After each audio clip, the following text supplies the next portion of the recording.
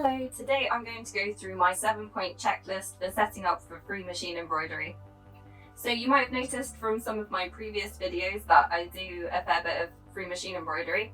I haven't actually done a lot recently, which is why I've set up this 7-point checklist, because last time I used it I forgot to lower the dog feet. It's good to have a checklist for setting up for free machine embroidery, just because you can make sure that your sewing machine is set up on the best configuration for it. On my sewing machine there's a few different adjustments you need to make compared to regular sewing. It's also good as well actually at the end of free machine embroidery to make sure you reverse those steps, because there's been plenty of times where I've left it on free machine embroidery, wondered why, say, the dog feet aren't moving the fabric forward. I've also had the issue where I've left the tension loose on the upper thread and it's meant that I've had to redo seams. So the first one on my list is to make sure that you've lowered the dog feet, or depending on your machine, you've put the darning plate on there. So when you do regular machine sewing, you've got the dog feet at the bottom of your machine, and these help to feed through the fabric so that it moves along, and you normally adjust the speed of that through the presser foot, or you might use a button depending on your machine. So with my machine, I've got a switch at the back which lowers the dog teeth. For other machines you have a darning plate which can cover up the dog teeth so that they won't interfere and they won't move your fabric for you. So one of the great things about free machine embroidery is that you get to move your fabric in all different directions, not just forward through the machine. And lowering the dog teeth or covering them is the first step to ensuring that you have that freedom of movement. The second point in my checklist is to change the presser foot. So on a regular sewing machine you will have the regular presser foot, and so on this one it's the one that's on the machine to start with. It means you can do both zigzag and you can also do straight stitch, so you can do all the machine stitches on there. However, with an embroidery foot it looks slightly different. It means that it's just a bit easier for you to move around in all those different directions. As I mentioned before, most darning foots are designed so that you can still use a zigzag function or a wide stitch as well as a straight stitch, but it just means that it's normally got a ring around it, I guess, that holds the fabric in place, and yeah, it just means that you can go in any direction.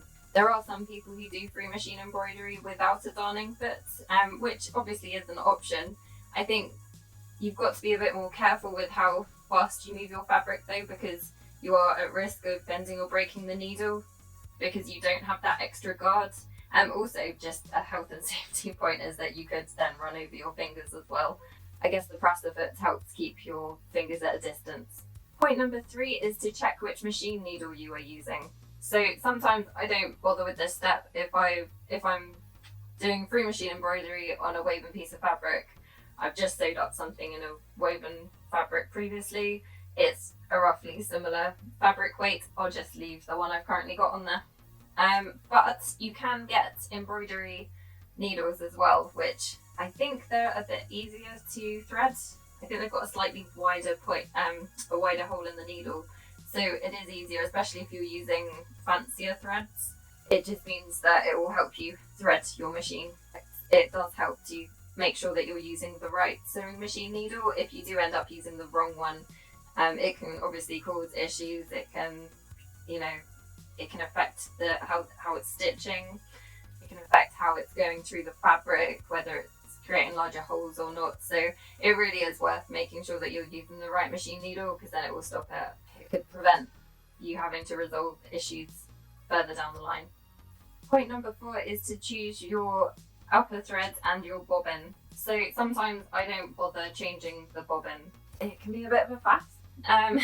Sometimes I do change it. It kind of depends on the project, depends on what I'm making, who it's for, also whether it's going to show up. So sometimes you might want the bobbin to match the back of your fabric anyway, if people can see the back. Sometimes you will want it to match the upper thread, just because in case the tension varies as you stitch, it might appear on the top of the fabric, and then in which case, it might detract. If you've got a really badly contrasting thread on the bottom, you're going to see flecks of that on the top But sometimes you might want that effect, so you might purposefully choose a nice contrasting thread on the bottom in the bobbin so that you then can have that extra interesting detail on the top. Point number 5 is to adjust the upper thread tension.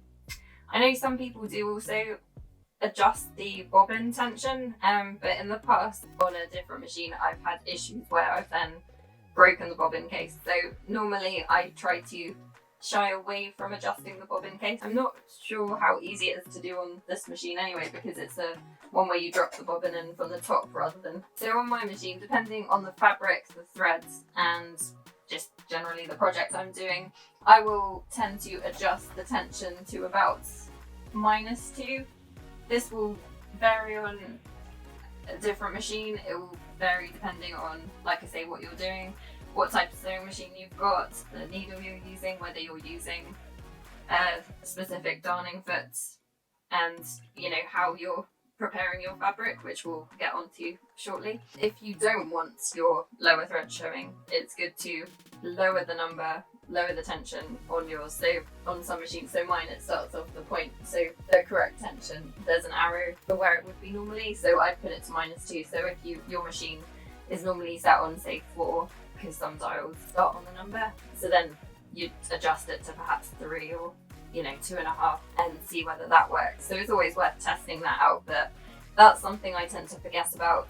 Obviously, again, if you do want that effect of the thread coming up, you might want to see what it's just like on a normal tension, or you might want to actually increase it to +1 or 2. But you do have to be careful, because sometimes if you put it too high, the thread will snap. Point number 6 is to choose your stitch and stitch length. With free machine embroidery, you're not going to get the same effect with your decorative stitches. Some of them will just look like zigzag stitches, depending on how you feed the fabric through the machine, because the machine's normally programmed to feed through to create the particular design. Because you're taking that element away by having the dog teeth lowered or covered, you're going to affect how that decorative stitch comes out. Saying that, you can get a lot of good effects from it. A lot of the free machine embroidery I do is just a plain straight stitch, so I'll make sure on my machine that I change it to number 6 on my machine, which is the straight stitch where the machine is in the middle of the darning foot. I will also normally reduce it to a lower stitch length, so on this machine I've got the freedom to adjust it to how long I want the stitch length, which is one of the reasons that I decided that this would be a good sewing machine to use. So at the moment I've got mine to 0.5, which is a fairly good length. You could put it all the way down to 0, because at the end of the day you're affecting how long the stitches are, although I guess that again could affect how much you see of the lower thread, the bobbin, coming up onto the surface of your fabric. If you do have a machine which has preset stitch lengths, that's not a problem either. I have also used my other sewing machine, which is also a Toyota, but it's got set stitch lengths. I can't adjust it like this one, and I used to just have it on, I think it was the smallest stitch length I used to put it on, but it still worked fine. You've just got to adjust how quickly you move your fabric over, or how fast you've got your foot down on the pedal. And finally, point number 7 is to prepare your fabric. So there's a few different things you can do, or rather a couple that I use anyway. The main way that I do free machine embroidery is to use an embroidery hoop. So I've got one here. So I'll use this. You can see where I've scraped it on scraped it to get it under the darning foot. So sometimes, depending on how thick your embroidery hoop is, and especially if you're using a darning plate rather than dropping the dog teeth, it can be quite challenging to put an embroidery hoop underneath your machine. However, it is really good because you can get the fabric really taut with an embroidery hoop, which is great because it means that you're going to have less issues with the machine needle going in and out of the fabric.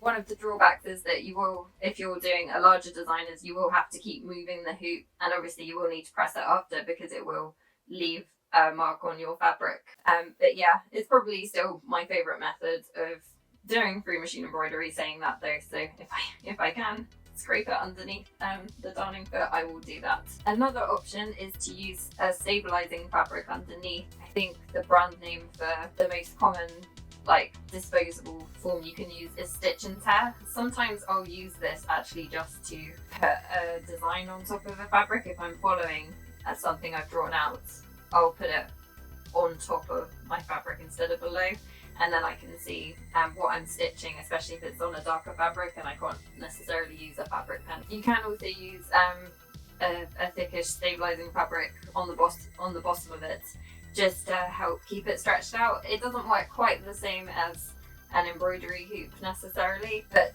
it is another option, especially if you are struggling to get the embroidery hoop underneath the darning foot. Another option, depending on the weight of your fabric, is to use napping. So especially if it's something like denim or a really heavy canvas, you don't actually need to necessarily put it into an embroidery hoop. You could just hold it yourself and guide it through. Okay, so that's my 7-point checklist for setting up for free machine embroidery.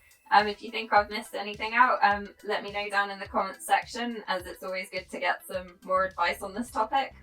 If you'd like to see more videos like this, subscribe to the channel, and you can find out more information on my website, clobbercreations.co.uk.